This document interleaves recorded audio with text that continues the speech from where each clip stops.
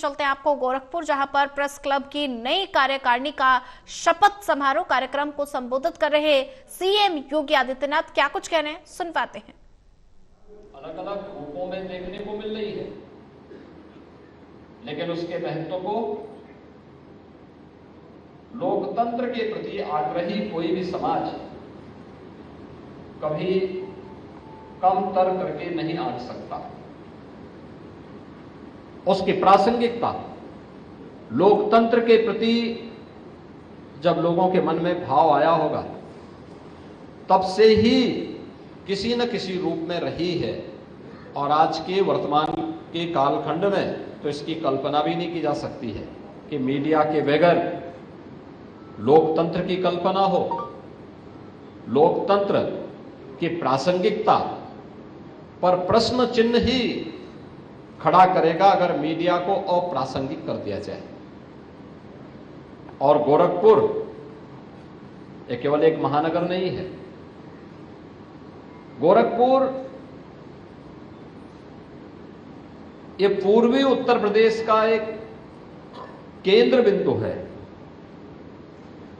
जो इस पूरे पूर्वी उत्तर प्रदेश के अंदर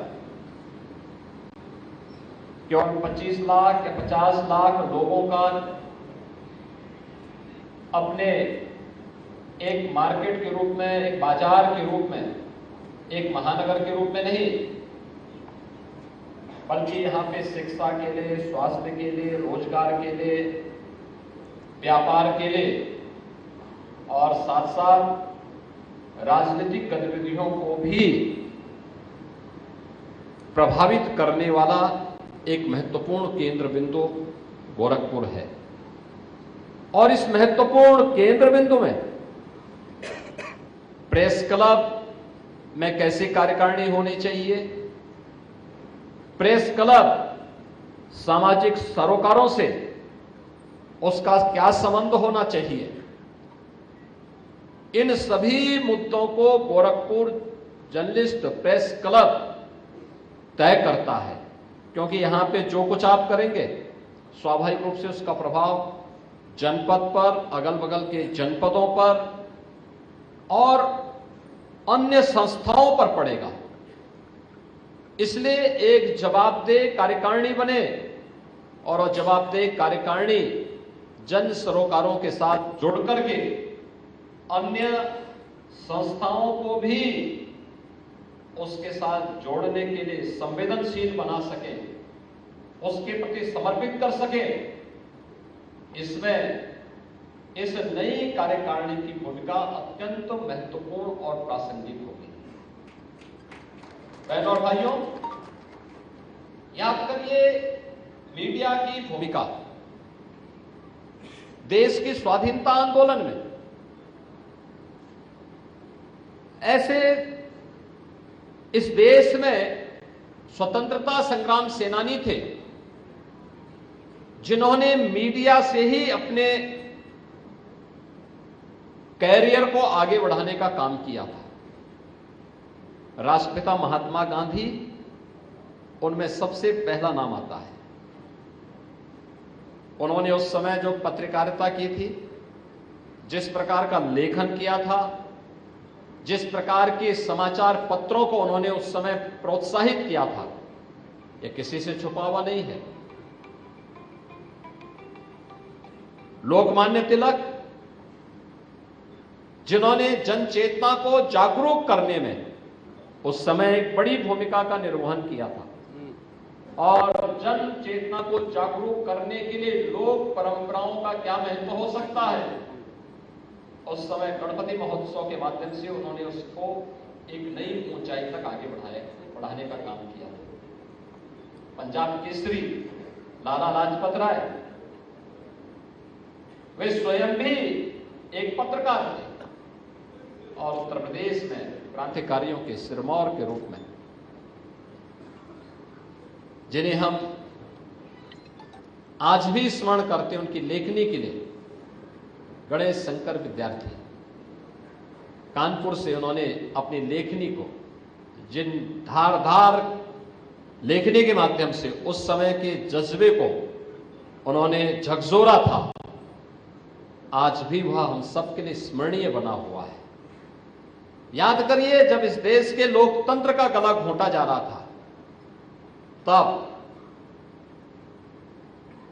बहुत सारे समाचार समूह ऐसे थे, मीडिया ऐसे थे, जिन्होंने उस समय अपनी लेखनी के माध्यम से लोकतंत्र को बचाने के लिए पूरी ताकत लगा दी थी,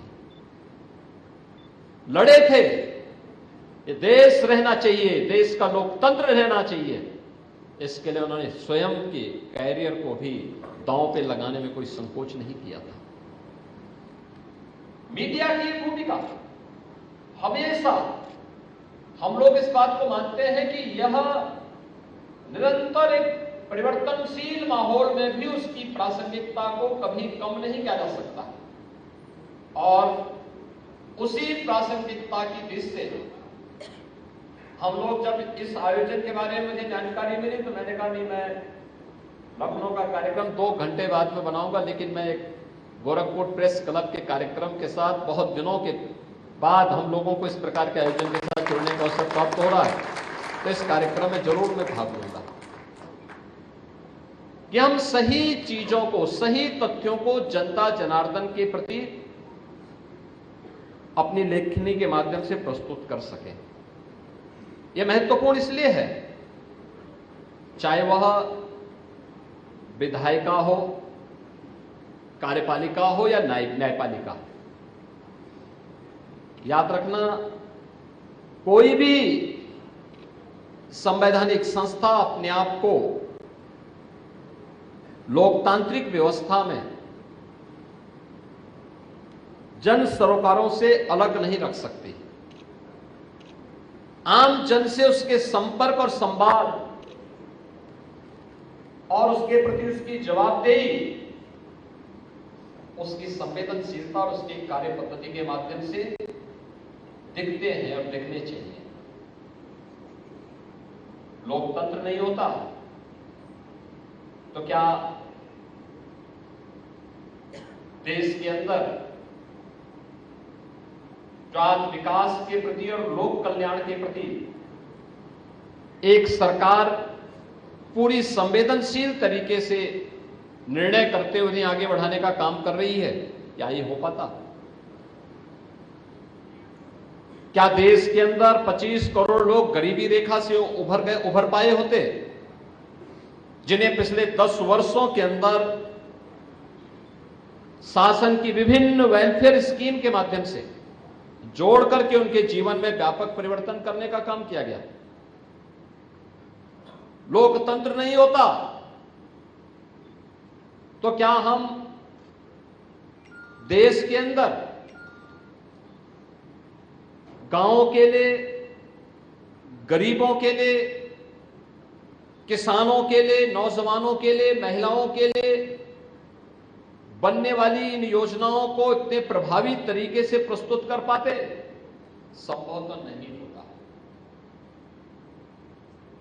अगर केवल एक पोलित ब्यूरो होता,